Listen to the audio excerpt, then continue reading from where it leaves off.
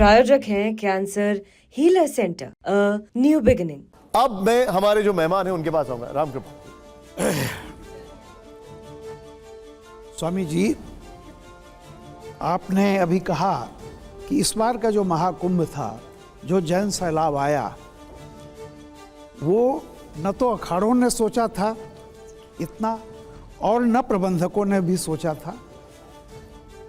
मेरा एक सवाल है कि ये जो पुनर्जागरण दिखाई पड़ रहा है, मैं उसको पुनर्जागरण कहूँ या कोई और शब्द दे दूँ, लेकिन मेरे लिए तो पहली बार ऐसा है कि इतने बड़े पैमाने पर इतना सब कुछ। मेरा इसमें यह कहना है कि अगर इसका कोई श्रेय या इसका कोई वो देना हो तो कितना संत समाज को देंगे और कितना सत्ता को। दूसरा सवाल मेरा इससे जुड़ा हुआ है, एक जो परसेप्शन बना हुआ है कि जो भी ये कुछ हो रहा है वो केंद्र में जो सत्ता है उसके चलते हो रहा है। अगर ऐसा है तो इसको क्या हम एक असफलता न माने कि जो काम हमारे समाज में संतों को करना चाहिए था स्वाभाविक रूप से सनातन के पुनर्जागरण का, आज वो काम सत्ता के जिम्मे चला गया है। दोनों सवाल बहुत अच्छे हैं, दोनों सवाल का उत्तर भी संभवतः अच्छा होगा।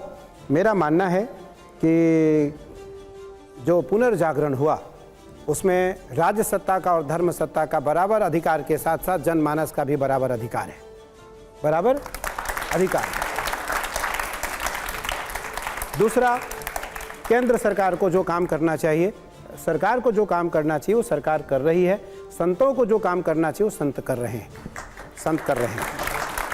सुरक्षा का काम, अधिकार का काम, व्यवस्था का काम, नेतृत्व का काम, पोषक का काम और शासक का काम राजा का है। नेतृत्व का काम, उद्बोधन का कार्यक्रम, उद्बोधन का काम और परिवर्तन का काम संतों का है, जो संत निरंतर करते रहते हैं, संत निरंतर करते रहते हैं। हमारे शिविर में हमारे जैसे कई शिविर लगे थे। मैं तो बहुत छोटा हूँ, अवस्था में भी, ज्ञान में भी, धन में भी, परंपरा में भी, संपर्क में भी, संबंध में भी, पद में बहुत बड़ा हूँ। इन चीज़ों में सबसे छोटा हूँ, लेकिन सबसे छोटा शिविर मेरा था। मुझे लगता है कि 2 करोड़ के आसपास जो लोगों ने भोजन किया उसमें सरकार का कोई हस्तक्षेप नहीं था, आम जनमानस का, आम जनमानस का था।